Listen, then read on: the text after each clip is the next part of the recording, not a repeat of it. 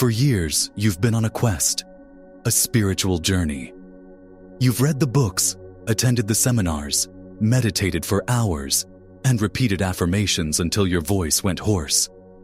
You've been trying to raise your vibration, to manifest your desires, to finally become the awakened, enlightened, and abundant person you know you can be. But if you're being honest with yourself, there's a persistent feeling, isn't there? A sense that you're still on the outside looking in. That no matter how hard you try, you're always one step away, perpetually reaching for a future state of being that remains just beyond your grasp. What if I told you that the very act of seeking is the one thing preventing you from finding what you're looking for? What if the entire narrative of a spiritual journey, of becoming something you are not yet, is the most sophisticated trap ever designed? The story you've been told is that you are a person, a separate self, moving through time on a path toward enlightenment. But this story is a profound illusion. The constant striving, the effort to become better, more spiritual, or more whole, reinforces the core belief that you are currently lacking, separate, and incomplete. This seeking mechanism is a program running in the background of your consciousness, and its sole function is to keep you looking, ensuring you never truly arrive. It's a journey with no destination, because the place you're trying to get to is the place you're already standing. You are not a person on a journey to find consciousness. You are consciousness, dreaming that it is a person on a journey. The most fundamental truth of your existence is not your name, your history, or your body. The only thing you can be absolutely certain of is that you are aware. This awareness, this simple fact of being, is the foundation of all reality. Ancient traditions like Vedanta have called it Brahman, the ultimate reality, while the Bible states it most directly as, I am that I am. It is not, I am this or I am that. It is simply, I am. You are not a body that has consciousness. You are consciousness in which the experience of a body, a mind, and a world appears. Everything you have ever known, every thought, every feeling, every sensation, every sight of a seemingly external world has only ever occurred within one place, the field of your own awareness. You have never experienced anything outside of yourself. Therefore, you are not in existence. You are existence. You are not in the universe. The universe is in you. This isn't just philosophy. It is the radical implication at the heart of quantum physics. In the famous double-slit experiment, scientists discovered that particles like electrons exist as a wave of pure potential, a field of infinite possibilities, until they are observed. The moment an observer looks, this wave of potential collapses into a single, definite particle in a specific location. You are that observer. Reality is not a fixed external thing that you are born into. It is a quantum field of infinite potential realities. And you, the observer, are continuously collapsing this field into the specific experience you call your life. You are doing this right now. The focus of your awareness is the creative force of the universe. So why does your life often feel like a repeating loop of the same challenges, patterns, and limitations? Because you are observing unconsciously. Neuroscience reveals that about 95% of your daily life is run by your subconscious mind. This part of you is a repository of past experiences, emotional memories, and deeply ingrained beliefs, mostly programmed before the age of 7.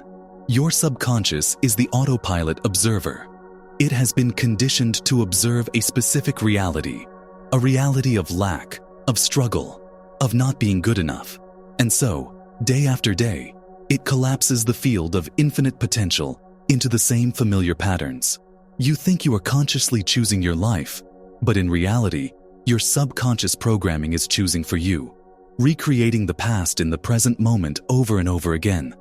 You are not stuck in your reality. You are stuck in a state of observation. The person you believe you are, this identity built from memories and labels, is the limitation. It's a filter that only allows you to see and experience a reality that matches its programmed beliefs. This isn't a flaw. It's a mechanism. To change your reality, you don't need to change the world outside of you. You need to change the observer within you. You must withdraw your attention from the story of being a limited person and shift your identification to the timeless, formless awareness that you truly are. The shift from unconscious creator to conscious creator happens in a single moment of recognition. It's the realization that you are not the character in the movie of your life. You are the screen on which the movie is playing. The practice isn't about adding more techniques or rituals. It's about subtraction.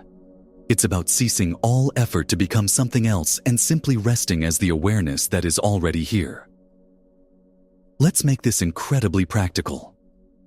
Your current experience, whatever it is a version of reality you are selecting through your state of being. To experience a different reality, one of health, abundance, or love, you don't need to attract it from a distance. You simply need to select it. How? By embodying the state of being of the person who is already living that reality. This is where the science of epigenetics comes in. Epigenetics shows that your perception of the environment, your emotions and beliefs, sends signals that literally switch genes on and off, changing your physical body. Your state of being is a frequency, a resonance. Quantum mechanics shows that things of a like frequency naturally entrain or resonate with each other. When you embody the feeling, the state of already having your desire, you begin to resonate with that potential reality in the quantum field. You are not trying to get it. You are aligning with it. You collapse that wave of potential not through forceful visualization, but through genuine acceptance. You accept it as your reality now, before you see any evidence in the three-dimensional world. You stop observing from the state of lack and start observing from the state of fulfillment. This is the rapid shift. It's a change in the I am that you identify with. This brings us to the illusion of time and desire. You have been taught that you live in a linear timeline, a past that is gone, a present that is fleeting, and a future that you must create. This construct is the engine of the seeking mechanism. It keeps you perpetually striving for a future outcome, which by its very nature reinforces that you don't have it now. But quantum physics suggests a different model. All potentials, every possible past, present, and future, exist simultaneously as probabilities in the quantum field. You are not moving through time. You are shifting your consciousness between different parallel reality frames, moment by moment. Time doesn't pass. You do. Therefore, the you who is already wealthy, healthy, and fulfilled exists right now as a potential reality. Your desire for that reality is not a sign of lack. It is a signal from your infinite self. It's a notification that this version of you is available for you to experience. The conventional approach is to desire something and then work to achieve it in the future. The quantum approach is to feel the desire and then recognize that its existence as a desire means its fulfillment already exists as a reality. Your work is to shift your state of being to match the frequency of that reality here and now. You do this by asking a new question. Instead of asking, "How do I get there?" you ask, "Who would I be if I were already there? What would I be thinking, feeling, and believing?" Then, you start thinking, feeling, and believing that way now. You ignore the evidence of your senses and hold true to the inner reality of your assumption. This creates a state of energetic coherence between your conscious mind and your subconscious body. When your thoughts and feelings are aligned, you become a powerful magnet, or more accurately, a powerful observer, collapsing the reality you have chosen into your experience. You are not manifesting something. You are selecting a version of yourself. So, how do you integrate this into your daily life?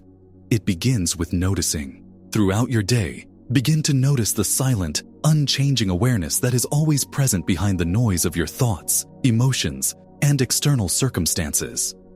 This awareness is your true self. It's the part of you that is aware of you being angry, but it is not angry itself. It is aware of your thoughts, but it is not the thoughts. This is your anchor point, your true center of power. When you find yourself caught in a negative loop or an old story, don't fight it. Simply shift your attention from the story to the awareness that is aware of the story. In that moment of shifting, you disidentify from the limited person and re-identify with the infinite consciousness. From this place, you can consciously choose your state. Let's say you desire financial abundance. The old way is to say, "I need more money." This statement comes from a state of lack. The new way is to relax into the awareness that you are, and from that stillness, to gently assume the feeling of being abundant. What does security feel like in your body? What does freedom feel like? Generate that feeling now, for no reason other than that you can. You are not pretending. You are selecting a state of being. This is the work. It is not about hours of meditation, but about moments of remembrance, repeated throughout your day. Every time you choose your state of being, you are casting a vote for the reality you wish to experience. Let me ask you a question right now. What state of being are you choosing in this very moment? Are you observing your life from the identity of someone who is waiting or someone who is living? Pause and feel the answer. The power to shift is always right here, right now. The greatest challenge you will face is the lag time between your inner shift and its reflection in your outer world. Your senses will scream that nothing has changed. Your old subconscious programming will try to pull you back into familiar feelings of doubt, fear, and impatience. This is the critical test. This is where most people give up and revert to their old state of being. Your job is to remain faithful to the new you, to the reality you have chosen internally, regardless of what the external world shows you. Think of yourself as tuning a radio. If you want to listen to 97.5 FM, you don't turn the dial to 97.5, and then immediately turn it back to your old station because you don't hear the music instantly. You hold the dial steady, knowing that the signal is there and that it will come through. Your state of being is the dial. Your feeling of fulfillment is holding it steady on the frequency of your desired reality. When doubt arises, see it for what it is, a static echo from an old frequency. Don't engage with it. Don't fight it. Simply acknowledge it as an appearance within your vast awareness, and then gently return your focus to the state you have chosen. This is not about being positive all the time. It is about being loyal to your new identity. You are no longer the person to whom things happen. You are the consciousness from which experiences arise. This unwavering faith, this persistent assumption of your fulfilled desire, is what reconditions the subconscious mind. You are giving it a new command, a new model of self to observe from. Eventually, the 95% of your being that runs on autopilot will adopt this new state as its default, and your reality will have no choice but to conform. The world is nothing more than a mirror reflecting your state of consciousness back to you. So we come back to where we started. The spiritual search is over, not because you have found the final answer, but because you have realized the question was based on a false premise. You were never separate from what you were seeking. You can stop trying to become awakened because you are the awakeness itself. You can stop trying to attract abundance because you are the source of all abundance. You can stop trying to find love because you are the love that fills the entire universe. Your true nature is not something to be achieved in the future. It is a reality to be recognized in this present moment. The power to transform your entire life does not lie in learning a new technique or acquiring more knowledge. It lies in a simple yet profound shift in identity. A shift from believing you are the character in the story to knowing you are the author of the story. The ultimate practice is to cease all practices of becoming and to simply be. Rest in the silent, knowing presence of I am.